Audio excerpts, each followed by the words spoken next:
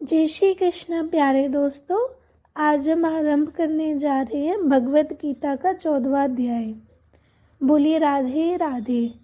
श्री कृष्ण ने कहा, फिर भी ज्ञानों में श्रेष्ठ ज्ञान मैं तुमको कहता हूँ, जिसको जानने से सारे मुनिजन मोक्ष रूप परम सिद्धि को प्राप्त हुए हैं।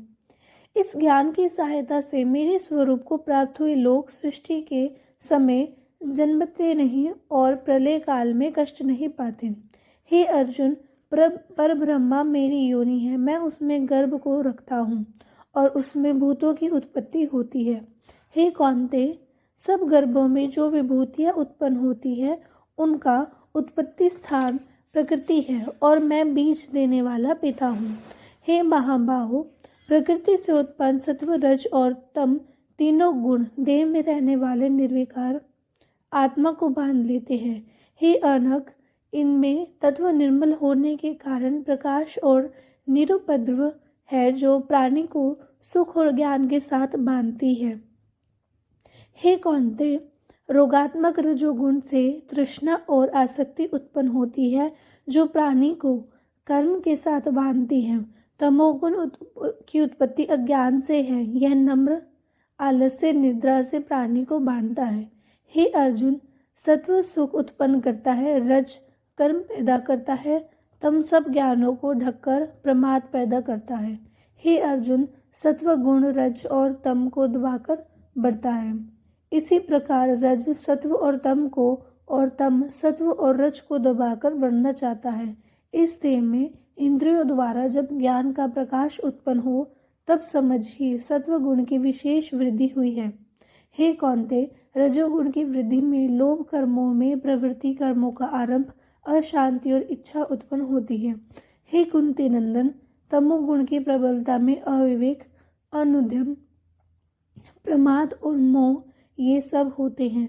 जब देह को सत्वगुण के उदय में मृत्यु प्राप्त होती है तो वह ज्ञानियों के प्रकाश में लोक को पाता है।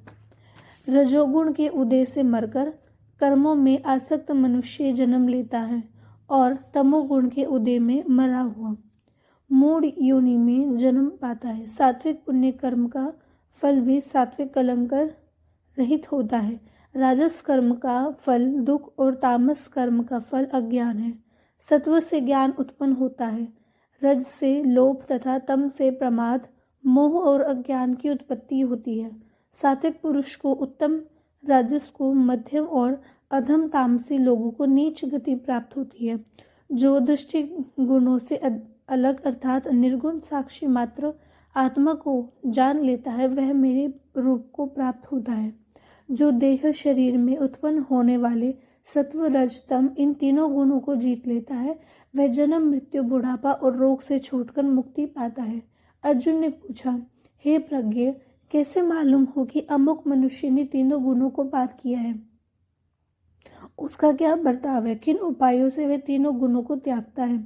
हे पांडव, प्रकाश प्रवृत्ति और मोह होने से जो दुखी ना हो और निवृत्ति होने से उनकी इच्छा ना करे, उदासीन मनुष्य के समान जिसको सब दुख समान है और गुणों के कर्म होते ही रहते हैं, यह जानकर जो निश्चित रहता है और कभी विचलित नहीं होता, जिसको सुख और दुख, मिट्टी पत्थर और सुवर्ण, प्रिय और अप्रिय, निंदा और स्तुति समान है, जो धीर है, जिसने सभी बखेड़े छोड़ दिए हैं, उसे गुणातीत कहते हैं। जो अनन्य भक्ति से मुझे पूजता है वह तीनों गुणों को जीतकर ब्रह्मा भाव को पाता है, क्योंकि ब्रह्मा का और विकार रहित मोक्ष का और सनातन धर्म का और अखंड सुख का भंडार मैं ही हूँ।